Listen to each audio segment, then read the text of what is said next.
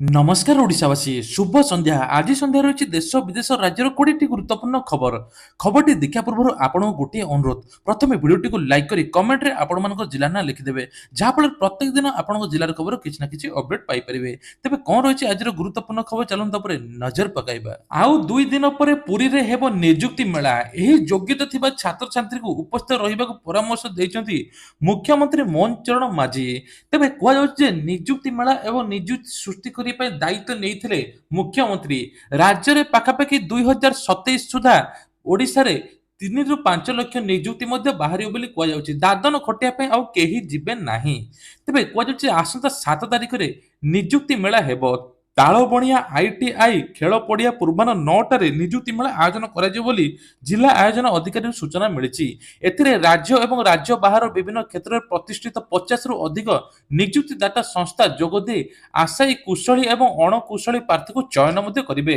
18ରୁ 35 ବର୍ଷ ମଧ୍ୟରେ ପଞ୍ଚମ ଶ୍ରେଣୀ ଠାରୁ ସ୍ନାତକ ଏବଂ ଆଇଆଇଟି ଠୁ ଆରମ୍ଭ କରି ଡିପ୍ଲୋମା ପାଠ୍ୟକ୍ରମ କରିଥିବା ଛାତ୍ରଛାତ୍ରୀ ଏହି ମେଳାରେ ଆବଶ୍ୟକ କାଗଜପତ୍ର ସହ ଉପସ୍ଥିତ ରହିବା ପାଇଁ ପରାମର୍ଶ ଦିଆଯାଇଛି ବୋଲି କୁହାଯାଉଛି विश्व महिला दिवस अवसर में ब्रह्मपुर जिबे मुख्यमंत्री महिला को बांटिबे सुभद्रा टंका तेबे आसंता 8 तारिख रे विश्व महिला दिवस एई दिन सुभद्रा टंका मिलिबा पई जाउची एका संगे कोटिए लोक सुभद्रा टंका पाए बोली मध्ये सूचना मिलिची एई दिन सुभद्रा टंका बांटिबार कार्यक्रम रहिची एथिलागि राज्य सरकारଙ୍କର वाणिज्य परिवहन खनि इस्पात मंत्री विभूति भूषण जेना एवं ब्रह्मपुर विधायक अनिल कुमार दिगपणी विधायक सिद्धांत महापात्र गंजाम जिलापाल दिव्यज्योति परिड़ा एमती समस्ते आसी प्रमुख सभास्थल तदारख मध्ये करिसंती शारीरिक परीक्षा रे मृत्यु परिवार को मिलिबो 4 लाख अनुकंपा मुख्यमंत्री बड़ घोषणा तेबे कुआ जाउछि जे ओएसएससी शारीरिक परीक्षा रे अघटन होइतिला दौड़िबा समय दुई परीक्षार्थी प्राण हराइतिले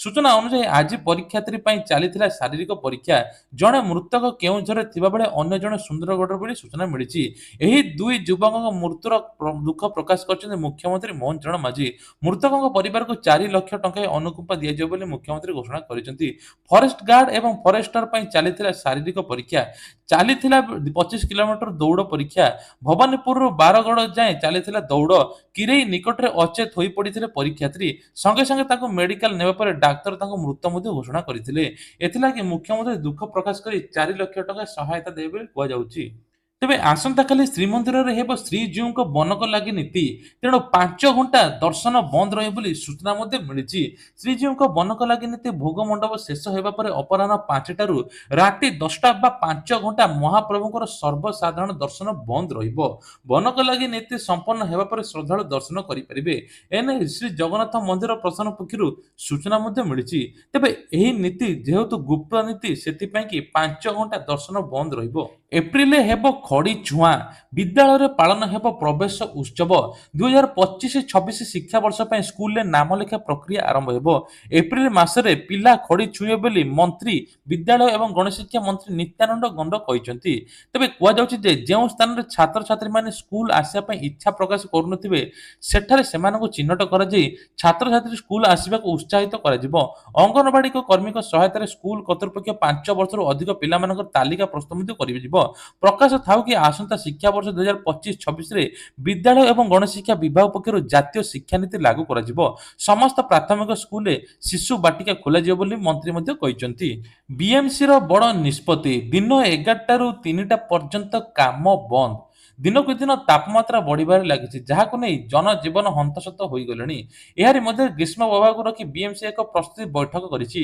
बीएमसी रो निष्पत्ति अनुसार पूर्वाह्न 11टा रु अपराह्न 3टा पर्यंत काम बंद रहिबो एहा सहरर विभिन्न स्थान रे पानीय जल सेवा केन्द्र खोला जिवो पशु पक्षी पई पानी व्यवस्था करा जिवो सेपरे अंशुघात पीड़ित चिकित्सा पई समस्त हॉस्पिटल प्रस्तुत करा जिवो तेबे आज दिन 2:30 रे संबलपुर तापमात्रा 37 डिग्री थिला सेपरे झारसुगुड़ा 36.4 थिला पाखापाखि सब जिल्ला रे एबे 35 डिग्री ऊपर रही तापमात्रा तेज यह नहीं सरकार गाइडलाइन आनी खोर्धारे खूब शीघ्र हेबो नुआ बस स्टाण्ड खर्च हेबो 100 कोटी टंका नुआ बस स्टाण्ड ने सहमति प्रकाश करछन्ते मुख्यमंत्री मोहन चरण माझी 100 कोटी टंकार निर्माण हेबो बस स्टाण्ड एप्रिल 24 पंचायत राज दिवस मार्च 5 रे पालन हेबो बिजू पटनायक जयंती तेबे कुआ जाउछि जे मुख्यमंत्री कार्यालय पक्षरु देछि एही सूचना पंचायत राज दिवस रे असंगति दूर करिया पई ପ୍ରୟାସ କରାଯାଉଛି କୁହାଯାଉଛି। ଅଲଗା ଅଲଗା ପାଳନ ହେବ ନାହିଁ ଜାତୀୟ ଏବଂ ରାଜ୍ୟସ୍ତରୀୟ ଉତ୍ସବ। ଏପ୍ରିଲ 24ରେ ଲୋକସେବା ଦିବସ ଭାବେ ପାଳନ କରାଯିବ। ଏ ସମ୍ପର୍କିତ ପ୍ରସ୍ତାବକୁ ଅନୁମୋଦନ କରିଛନ୍ତି ମୁଖ୍ୟମନ୍ତ୍ରୀ ମୋହନ ଚରଣ ମାଝୀ। ପଞ୍ଚାୟତିରାଜ ଦିବସ ଧୁମଧାମରେ ପାଳିବାକୁ ସରକାରଙ୍କ ନିର୍ଦ୍ଦେଶ। ମାତ୍ର 5 ତାରିଖରେ ବିଜୁ ପଟ୍ଟନାୟକ ଜନ୍ମଦିନ ମଧ୍ୟ ପାଳନ ହେବ। ଏହି ଦିବସକୁ ଏବେ ସରକାରୀ ଛୁଟି ଭାବେ ପାଳନ କରାଯିବ ନାହିଁ ବୋଲି କୁହାଯାଉଛି। ମାର୍ଚ୍ଚ 2020 5ରୁ ପଞ୍ଚାୟତିରାଜ ଦିବସ ଭାବେ ପାଳନ କରାଯାଉଥିଲା। କେନ୍ଦ୍ର ସରକାର ଭାରତୀୟ ରେଳବାଇର ଦୁଇଟି ବଡ଼ କମ୍ପାନୀ ଆଇଆରସିଟିସି ଏବଂ ଆଇଆରଏଫସିକୁ ନବରତ୍ନ ମାନ୍ୟତା ଦେଇଛନ୍ତି। ଏହି ନିଷ୍ପତ୍ତି ଦ୍ୱାରା କମ୍ପାନୀଗୁଡ଼ିକ ସରକାରୀ ଅନୁମୋଦନ ବିନା ହଜାର କୋଟି ଟଙ୍କା ପର୍ଯ୍ୟନ୍ତ ନିବେଶ କରିପାରିବେ, ଯାହା ସେମାନଙ୍କ କାର୍ଯ୍ୟକୁ ଦ୍ରୁତ ଏବଂ ପ୍ରଭାବଶାଳୀ କରିପାରିବ। ସରକାରଙ୍କ ସାର୍ବଜନୀନ କ୍ଷେତ୍ରରେ କମ୍ପାନୀଗୁଡ଼ିକ ପିଏସୟୁଏସକୁ ସେମାନଙ୍କର ଦକ୍ଷତା ଏବଂ ଲାଭ ଆଧାରରେ ମହାରତ୍ନ ଏବଂ ନବରତ୍ନ ଏବଂ ମିନି ରତ୍ନ ବର୍ଗରେ ବିଭକ୍ତ କରାଯାଇଛି। ନବରତ୍ନ ମାନ୍ୟତା ପାଇବା ଦ୍ୱାରା କମ୍ପାନୀ ଅନେକ ଆର୍ଥିକ ଅଧିକାର ମିଳିଥାଏ, ଯାହା ସେମାନଙ୍କୁ ସରକାର ଉପରେ କିଭଳି ନିର୍ଭର ନକରି ବଡ଼ ନିଷ୍ପତ୍ତି ନେବା ପାଇଁ ନିବେଶ କରିବା ପାଇଁ ମଧ୍ୟ ଅନୁମତି ଦିଆଯାଇଥାଏ।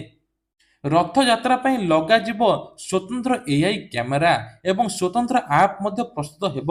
ଭିଡ଼ ଟ୍ରାଫିକ୍ ସୁଚାଳନା କରିବା ପାଇଁ ଏଆଇ କ୍ୟାମେରା ଲାଗିବ ବୋଲି କୁହାଯାଉଛି। ରଥଯାତ୍ରା ପାଇଁ ପୁରୀ ଜିଲ୍ଲାପାଳ ଅଧ୍ୟକ୍ଷତାରେ ଆୟୋଜିତ ପ୍ରସ୍ତୁତି ବୈଠକରେ ଏପରି ସୂଚନା ମଧ୍ୟ ମିଳିଛି।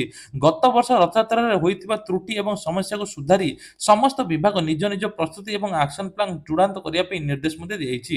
ଅକ୍ଷୟ ତୃତୀୟା ଠାରୁ ନୀଳାଦ୍ରି ବିଜେ ପର୍ଯ୍ୟନ୍ତ ମହାପ୍ରଭୁଙ୍କର ନୀତିକାନ୍ତି ଏବଂ ଜନଗହଳି ନିୟନ୍ତ୍ରଣ, ନିରବଚ୍ଛିନ୍ନ ବିଦ୍ୟୁତ୍ ସେବା, ପାନୀୟ ଜଳ ସମସ୍ତ ପ୍ରକାର ଯୋଗାଇ ଦିଆଯିବ ବୋଲି କୁହାଯାଉଛି। ଏସଏଚଜି ମହିଳାଙ୍କ ପାଇଁ ମୁଖ୍ୟମନ୍ତ୍ରୀଙ୍କର ବଡ଼ ଘୋଷଣା। ଏସଏଚଜି ମହିଳାଙ୍କର ଋଣର ସୁଧ ଫେରାଇବେ ମୁଖ୍ୟମନ୍ତ୍ରୀ। ଏନେକି ମଧ୍ୟ ବଡ଼ ଘୋଷଣା କରିଛନ୍ତି। ଏସଏଚଜି ମହିଳାଙ୍କୁ ମଧ୍ୟ ତାଲିମ ଯୋଗେ ମାସକୁ 15,000 ଟଙ୍କା ମିଳିବ। ତା ସହିତ ମଧ୍ୟ 2 ଲକ୍ଷ ପର୍ଯ୍ୟନ୍ତ ଋଣ ନେଇ ସ୍ୱାବଲମ୍ବୀ ହୋଇପାରିବେ ବୋଲି ସୂଚନା ମଧ୍ୟ ମିଳିଛି। ତା ସହିତ ମଧ୍ୟ ଏଥର ଲକ୍ଷପତି ଦିଦି ଯୋଜନାରେ ପାଖାପାଖି 4 ଲକ୍ଷ ଲକ୍ଷପତି ଦିଦି ଯୋଜନା ହେଇଛନ୍ତି ଏବଂ ଆହୁରି 25 ଲକ୍ଷ ଲକ୍ଷପତି ଦିଦି ଯୋଜନା କରିବା ଏବଂ ଏ ନେଇକି ମୁଖ୍ୟମନ୍ତ୍ରୀ ମଧ୍ୟ ବଡ଼ ଘୋଷଣା କରିଛନ୍ତି। ମା ମାନଙ୍କୁ ଲକ୍ଷପତି ଦିଦି ଯୋଜନା 2027 ସୁଦ୍ଧା 25 ଲକ୍ଷ ମହିଳା ହେଇପାରିବେ ବୋଲି କୁହାଯାଉଛି। ଭାରତରୁ ଟଙ୍କା ଉଠାଇ ନେଇ ଚୀନରେ ନିବେଶ କରୁଛନ୍ତି ବିଦେଶୀ ନିବେଶକ। ତେବେ ଭାରତରୁ ମୁହଁ ଫେରାଇ ଦେଉଛନ୍ତି ବିଦେଶୀ ନିବେଶକ। ବିଦେଶୀ ନିବେଶକଙ୍କ ଦ୍ୱାରା ଅକ୍ଟୋବର 2024ରେ ଆରମ୍ଭ ହୋଇଥିବା ବିକ୍ରୟ ଏପର୍ଯ୍ୟନ୍ତ ବନ୍ଦ ହୋଇନାହିଁ। ଗତ 5 ମାସରେ ତଥ୍ୟ ଦେଖିଲେ ଏପର୍ଯ୍ୟନ୍ତ ବିଦେଶୀ ନିବେଶକମାନେ ଭାରତୀୟ ବଜାରରୁ $37 ବିଲିୟନ ପ୍ରତ୍ୟାହାର କରିଛନ୍ତି। ଯଦି ଆମେ ଫେବୃଆରୀ ମାସରେ କହିବା ତାହେଲେ ଫେବୃଆରୀ 2025ରେ ଏବେ 34,574 କୋଟି ଟଙ୍କାର ସେୟାର ମଧ୍ୟ ବିକ୍ରି କରିଛନ୍ତି, ଯାହାଫଳରେ ଭାରତର ମଧ୍ୟ ଧୀରେ ଧୀରେ ଅର୍ଥନୀତି ତଳକୁ ମଧ୍ୟ ଖସୁଛି। ମହିଳାଙ୍କ ସୁରକ୍ଷା ଓ ସମ୍ମାନ ବଜାୟ ରଖିବା ଲାଗି ଭାରତୀୟ ଆଇନକୁ ସଂଶୋଧନ କରିଛନ୍ତି ସରକାର ଆଇନ ମନ୍ତ୍ରୀ। ତେବେ କୁହାଯାଉଛି ଯେ ଦେଶର ମହିଳାମାନଙ୍କ ସୁରକ୍ଷା ସମ୍ମାନ ବଜାୟ ରଖି ଆଇନକୁ ସଂଶୋଧନ କରିଛନ୍ତି ଆଇନ ନ୍ୟାୟ ମନ୍ତ୍ରୀ ଅର୍ଜୁନ ରାମ ମେଘୱାଲ। ଆଜି ନୂଆଦିଲ୍ଲୀ ସ୍ଥିତ ବିଜ୍ଞାନ ଭବନଠାରେ ଆୟୋଜିତ ମହିଳା ଏବଂ ସାଇବର ସଚେତନତା କାର୍ଯ୍ୟକ୍ରମ ସମ୍ପର୍କିତ ସାଇବର ଆଇନ ଉପରେ ଅନୁଷ୍ଠିତ ଏକ କର୍ମଶାଳାରେ ଉଦ୍ବୋଧନ ଦେଇ ଏହା ମଧ୍ୟ କହିଛନ୍ତି। ତେବେ ଦେଶର ମହିଳାଙ୍କ ଲାଗି ସାଇବର ଆଇନକୁ ଅଧିକ ସଶକ୍ତ କରିବା ଦିଗରେ 200ରୁ ଅଧିକ ହୋଇଥିବା ସଂସ୍କାରମୂଳକ ପଦକ୍ଷେପ ନେଇ ଆଲୋଚନା କରାଯାଇଛି। ମହିଳାଙ୍କୁ ସମସ୍ତ ବିଷୟରେ ମଧ୍ୟ ଜଣାପଡ଼ିଛି। ନିଜେ ମଧ୍ୟ ସବୁଠୁ ଦୃଢ଼ ହେବା ଦରକାର। ଆଉ କୌଣସି ପ୍ରକାର ଯଦି ଆପଣଙ୍କ ସାଇବର କଲ୍ ଆସୁଛି ବା ଫ୍ରଡ୍ ଆସୁଛି, ତୁରନ୍ତ ଆପଣମାନେ 1930କୁ ମଧ୍ୟ କଲ୍ କରିଦିଅନ୍ତୁ। ତେବେ ସୋମବାର ଦିନ ମୁଖ୍ୟମନ୍ତ୍ରୀ ଜନ ଅଭିଯୋଗ ଶୁଣାଣିରେ 5 ଜଣଙ୍କୁ ଆର୍ଥିକ ସହାୟତା ପ୍ରଦାନ କରିଛନ୍ତି। ତା ସହିତ ମଧ୍ୟ ଆଉ ଗୋଟେ ବଡ଼ ଘୋଷଣା କରିଛନ୍ତି ଭତ୍ତା ଟଙ୍କା 3,000 ପରିବର୍ତ୍ତେ 3,500 ଟଙ୍କା ମିଳୁଛି। ତା ସହିତ ମଧ୍ୟ 3,000 ଟଙ୍କା କିଛି ଲୋକେ କହୁଛନ୍ତି। ହୋଲି ପୂର୍ବରୁ ମଧ୍ୟ 3,000 ଟଙ୍କା ମିଳିବ ବୋଲି ହିତାଧିକାରୀଙ୍କୁ କୁହାଯାଉଛି। ଦିବ୍ୟାଙ୍ଗ ଏବଂ 80 ବର୍ଷର ଉର୍ଦ୍ଧ୍ୱ ହିତାଧିକାରୀଙ୍କୁ 3,500 ଟଙ୍କା ଦେବେ ବୋଲି କୁହାଯାଉଛି। କିଛି ଲୋକଙ୍କୁ 3,500 ମିଳିଥିଲା, ଆଉ କିଛି ଲୋକଙ୍କୁ ଯାଇନଥିଲା। ଏବେ ସମସ୍ତ ଲୋକଙ୍କ ପାଖକୁ 3,500 ଯିବ ବୋଲି ମଧ୍ୟ ସୂଚନା ମିଳିଛି। ତା ସହିତ ମଧ୍ୟ ଆଉ ଗୋଟିଏ ମଧ୍ୟ ବଡ଼ ଖବର, ଏଥର ମୁଖ୍ୟମନ୍ତ୍ରୀ କହିଛନ୍ତି ଯେ ଛାତ୍ରଛାତ୍ରୀଙ୍କୁ ମିଳିବ 5,000 ଟଙ୍କା। ପୂର୍ବରୁ ଜାନୁଆରୀ ମାସରେ ଛାତ୍ରଛାତ୍ରୀଙ୍କୁ ମାଧୁସିଂ ଯୋଜନାରେ 5,000 ଯୋଗାଇଛନ୍ତି। ଏଥିରେ ଅନୁସୂଚିତ ଜାତି 3.5 ଲକ୍ଷ ଛାତ୍ରଛାତ୍ରୀ ମଧ୍ୟ ଉପକୃତ ହୋଇଥିଲେ। ଏବଂ ଆଗକୁ ମଧ୍ୟ ଛାତ୍ରଛାତ୍ରୀଙ୍କ ପାଇଁ ନୂଆ ନୂଆ ପ୍ରକାର କାର୍ଯ୍ୟକ୍ରମ ମଧ୍ୟ କରିବେ, ଯାହାଫଳରେ ଆର୍ଥିକ ଉନ୍ନତି ମଧ୍ୟ କରିବେ ଛାତ୍ରଛାତ୍ରୀ। ଆଗାମୀ ଭବିଷ୍ୟତ ପାଇଁ ସରକାର ବିଭିନ୍ନ ପ୍ରକାର ଚିନ୍ତା ମଧ୍ୟ କରୁଛନ୍ତି। ଏପଟେ ମୋହନ ସରକାର ମଧ୍ୟ ଆଉ ଗୋଟେ ବଡ଼ ଘୋଷଣା କରିଛନ୍ତି ଯେ ଏଥର ଚାଷୀମାନଙ୍କୁ କ୍ଷତିପୂରଣ ବାବଦକୁ 50% ମିଳିବ। ଆଉ ଚାଷୀମାନଙ୍କ କିଷାନ କ୍ରେଡିଟ୍ କାର୍ଡ ଯୋଉ 3 ଲକ୍ଷ ଥିଲା ତାଙ୍କୁ 5 ଲକ୍ଷ ମଧ୍ୟ କରାଯାଇଛି। ତା ସହିତ ମଧ୍ୟ ଗାଡ଼ି ଚାଳକଙ୍କ ପାଇଁ ଖୁସି ଖବର, ଏଥର ପେଟ୍ରୋଲ ଡିଜେଲ ମଧ୍ୟ ଶସ୍ତା ହେବା ପାଇଁ ଯାଉଛି। ଖୁବ୍ ଜଲ୍ଦି ପେଟ୍ରୋଲ ଡିଜେଲ ଶସ୍ତା ହେଇଯିବ।